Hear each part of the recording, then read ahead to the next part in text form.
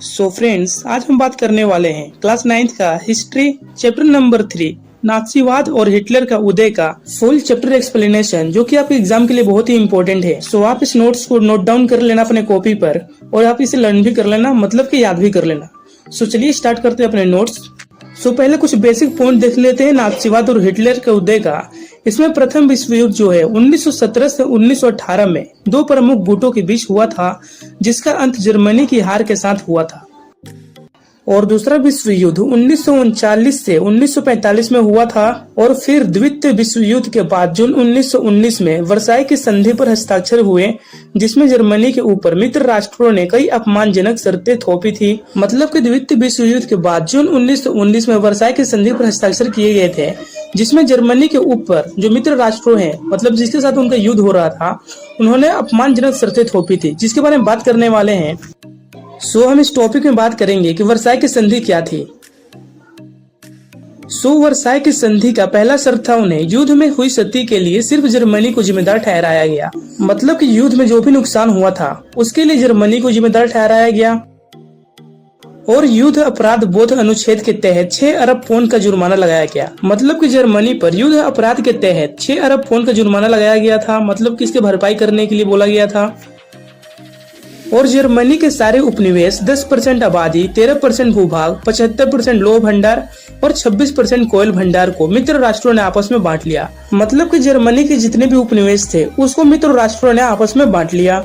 और फिर जर्मनी को कमजोर करने के लिए उनकी सेना भंग कर दी गई। मतलब कि जर्मनी को और भी कमजोर करने के लिए उनके सेना में फूट डाल दी गई। मतलब कि उनको सेना को भंग कर दिया गया।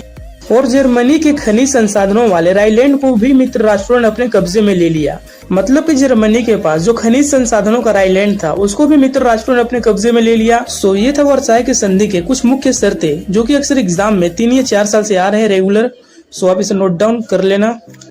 और अगला टॉपिक है हमारा, जिसके बारे में बात करने वाले हैं, वो है हमारा वाइमर गणराज्य। इसका स्थापना कैसे हुआ, इन सब के बारे में बात करेंगे। वर्साई की संधि के बाद जर्मनी में वाइमर गणराज्य की स्थापना हुआ, जिसे कई सारी समस्याओं का सामना करना पड़ा। मतलब कि जो वर्साई की संधि हुई थी उसके बाद जर्मनी में वाइमर गणराज्य की स्थापना हुआ था, जिसके लिए उन्हें कई समस्याओं का सामना करना पड़ा, जिसके बारे में बात करेंगे। वाइमर गणराज्य के समक्ष समस्याएं, मतलब कि वाइमर गणराज्य के समक्ष क्या समस्याएं आई थी उनकी स्थापना के समय। वाइमर गणराज्य का पहला समस्याएं था, वाइमर गणराज्य ने ही वर्साई की संधि पर हस्ताक्षर किए थे, इसलिए इस अपमानजनक संधि के लिए वाइमर गणराज्य को ही जिम्मेदार ठहराया गया। मतलब कि वाइमर गणराज्य ने ही जर्मनी में वर्साई की संधि पर हस्ताक्षर किए थे, इसलिए इस अपमानजनक संधि के लिए सिर्फ वाइमर गणराज्य को ही जिम्मेदार ठहराया गया था, जो कि जर्मनी में रहते थे।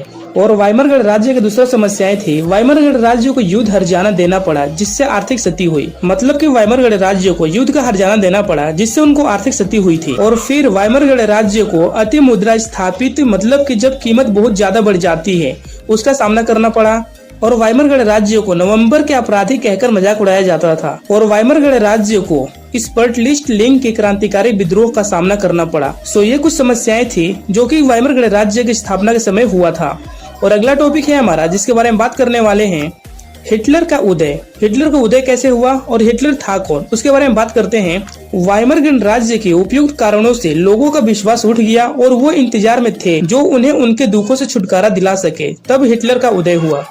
मतलब कि वाइमर गणराज्य की समस्याओं की वजह से लोगों का उन पर से विश्वास उठ गया और वो इंतजार में थे जो उन्हें उनको दुखों से निपटारा दिला सके, तभी हिटलर का उदय हुआ। लेकिन जर्मनी में हिटलर का उदय के कारण क्या था, इसके बारे में बात करते हैं। पहला तो वर्साई की संधि शर्तें। मतलब कि जर्मनी में हिटलर का उदय का मुख्य कारण था वर्साई की संधि की शर्तें। और दूसरा था आर्थिक महामंदी। युद्ध के बाद वहाँ के लोगों का आर्थिक स्थिति जो है बहुत ही खराब हो चुकी थी, जिसको सुधारने के लिए किसी और की आवश्यकता थी, तभी हिटलर का उदय हुआ। और वाइमर गणराज्य की वजह से बेरोजगारी। मतलब कि जो वाइमर गणराज्य की स्थापना के समय जो समस्याएं थी उसके वजह से वहाँ पे बेरोजगारी छा गई थी।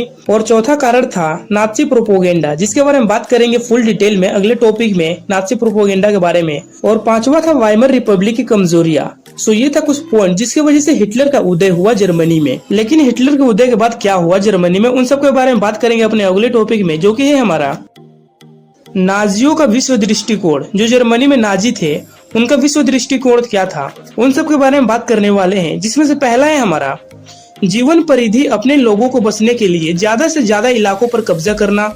मतलब कि जो नाजीवादी थे वो अपने लोगों को बसाने के लिए दूसरी जगह पर जो है कब्जा करते थे। और राष्ट्रीय समाजवाद का उदय, मतलब कि नाजीवादी जो थे अपने राज्य में राष्ट्रवाद के समाज का उदय किए। और तीसरा इंपॉर्टेंट पॉइंट है नस्लीय श्रेष्ठता, शुद्ध और नार्डिक आर्यों का समाज। सो यही था नाजीवादियों का विश्व दृष्टिकोण, जिसके बारे में हमने बात कर चुके हैं। और अगला टॉपिक है हमारा जिसके बारे में बात करेंगे, वो है हमारा नाज़ी जर्मनी में युवाओं की स्थिति।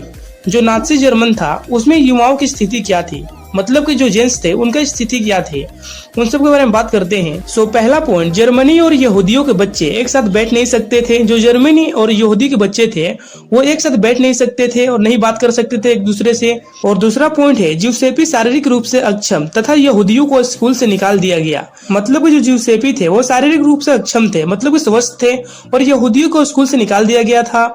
और स्कूल पाठ्यक्रम पुस्तक को फिर से लिखा गया जहां नस्लीय भेदभाव को बढ़ावा दिया गया। मतलब कि यहूदियों को स्कूल से निकालने के बाद स्कूल पाठ्यक्रम को फिर से लिखा गया जिसमें नस्लीय भेदभाव को बढ़ावा दिया गया, जो कि ज्यूसेपी द्वारा लिखा गया था, मतलब कि जर्मनी के द्वारा। और फोर्थ पॉइंट है जो कि बहुत ही इम्पोर्टेंट है हमारा, 10 साल की उम्र के बच्चों को युंग फोंग में दाखिला करा दिया जाता था, जो एक युवा संगठन था। मतलब कि 10 साल की उम्र के बच्चों को जर्मनी में युंग फोंग में दाखिला करा दिया जाता था, जो कि एक युवा संगठन था। और 14 साल की उम्र में सभी लड़कों को हिटलर यूथ की सदस्यता अनिवार्य कर दी गई। मतलब कि जर्मनी में 14 साल की उम्र के सभी बच्चों को हिटलर यूथ की सदस्यता अनिवार्य कर दी गई। सो ये कुछ पॉइंट था जो कि नाज़ी जर्मनी में युवाओं की स्थिति को दिखाता है। और अगला टॉपिक जिसके बारे में बात करने वाले हैं वो है हमारा महिलाओं की स्थिति क्या थी। मतलब कि नाज़ी जर्मनी में जो महिलाएं थी उनकी स्थिति क्या था, उन सब के बारे में बात करेंगे। जिसमें से पहला था हमारा, लड़कियों को अच्छी माँ और शुद्ध रक्त वाले बच्चों को जन्म देना और उनका पहला कर्तव्य बताया गया था। मतलब कि जो लड़कियां थी उनको अच्छी माँ और शुद्ध रक्त वाले बच्चों को जन्म देना उनका प्रथम कर्तव्य बताया गया था। और दूसरा था नस्ल की शुद्धता बनाए रखना, यहूदियों से दूर रहना और बच्चों को नाज़ी मूल्य मान्यताओं की शिक्षा देने का दायित्व उन्हें सौंपा गया था। मतलब कि जो नाज़ी जर्मनी में महिलाएं थी उनको नस्ल की शुद्धता बनाए रखना और यहूदियों के बच्चों से दूर रहना और बच्चों को नाज़ी मूल्य मान्यताओं की शिक्षा देने का दायित्व सौंपा गया था। और तीसरा था 1933 में हिटलर ने कहा मेरे राज्य के सबसे महत्वपूर्ण नागरिक माँ है। मतलब कि हिटलर ने 1933 में ऐलान किया कि हमारे राज्य के सबसे महत्वपूर्ण नागरिक जो है वो माँ होगी। और नस्लीय तौर पर वांछित बच्चों को जन्म देने वाली माताओं को अस्पताल में विशेष सुविधाएं, दुकानों में ज्यादा छूट, थिएटर और रेलगाड़ी के सस्ते टिकट, ज्यादा बच्चे पैदा करने वाले माताओं को कांसे, चांदी और सोने के तमंगे दिए जाते थे। मतलब कि जर्मनी में नस्लीय तौर पर बच्चों को जन्म देने वाले माताओं को विशेष अधिकार दिए जाते थे, जैसे कि अस्पतालों में, दुकानदारों में ज्यादा छूट, थिएटर और रेलगाड़ी के सस्ते टिकट, और ज्यादा बच्चे पैदा करने वाले माताओं को कांसे, चांदी और सोने के तमंगे दिए जाते थे। और फोर्थ पॉइंट है अवांछित बच्चों को जन्म देने वाली माताओं को सजा दिया जाता था, मुंह पर कालिक पोत पूरे समाज में घुमाया जाता था और उनसे तमाम नागरिक सम्मान और उनके पति व परिवार को छीन लिया जाता था। मतलब कि जो महिला अवांछित बच्चों को जन्म देती थी और उनके मुंह पर कालिक पोत पूरे समाज में घुमाया जाता था और उनसे तमाम नागरिक सम्मान और उनके पति व परिवार दोनों को छीन लिया जाता था। सो ये था नाज़ी जर्मनी में महिलाओं की स्थिति। और अगला टॉपिक जिसके बारे में बात करने वाले हैं वो है हमारा नाज़ी प्रोपोगेंडा, जिसके बारे में मैंने अगले टॉपिक में बात किया था एक्सप्लेन करने के बारे में। सो इसको एक्सप्लेन कर रहा हूँ मैं। जिसका पहला पॉइंट है हमारा सामूहिक हत्याओं के लिए विशेष प्रकार के शब्द का चयन, जैसे कि अंतिम समाधान। मतलब कि सामूहिक हत्या करने के लिए विशेष प्रकार के शब्दों का चयन किया जाता था, जैसे कि अंतिम समाधान था। और दूसरा है इवैक्यूएशन, जिसका अर्थ होता है लोगों का गैस चैम्बर में ले जाना। मतलब कि लोगों को मारने के लिए गैस चैम्बर में ले जाना, जिसका नाम था हमारा इवैक्यूएशन। और तीसरा पॉइंट है हमारा नाज़ी प्रोपोगेंडा का परंपरा प्रिय यहूदियों के खास तरह का छवियों में पेश करना। मतलब कि नाज़ीवादी जो थे वो यहूदियों को खास तरह के छवियों में पेश करना चाहते थे, जिससे दुनिया भर में यहूदियों से लोग नफरत करें। और प्रचार फिल्मों में यहूदियों के प्रति नफरत फैलाने पर जोर। द एटर्नल ज्यू इस तरह की सबसे कुख्यात फिल्म थी। मतलब कि यहूदियों के खिलाफ नफरत फैलाने के लिए कई प्रकार के प्रचार, फिल्मों, इन सब का सहारा लिया गया। और नाज़ी विचारों को फैलाने के लिए तस्वीरों, फिल्मों, पोस्टरों, आकर्षण नारों इत्यादि का प्रयोग। मतलब कि जो नाथसी विचार थे उनको फैलाने के लिए तस्वीरों को, फिल्मों को, पोस्टर, आकर्षण नारों का इस्तेमाल किया गया और शासन के लिए समर्थन हासिल करने और नाथसी विश्व दृष्टिकोण को फैलाने के लिए मीडिया का उपयोग। मतलब कि जो नाथसी थे वो शासन के लिए समर्थन हासिल करने और विश्व दृष्टिकोण को फैलाने के लिए मीडिया का उपयोग करते थे। सो हमारे नाथसी प्रोपोगेंडा के साथ ही चैप्टर का एंड होता है और चैनल पर नए हो सब्सक्राइब कर लेना और वीडियो को लाइक कर लेना। And thank you so much for watching my video and bye bye.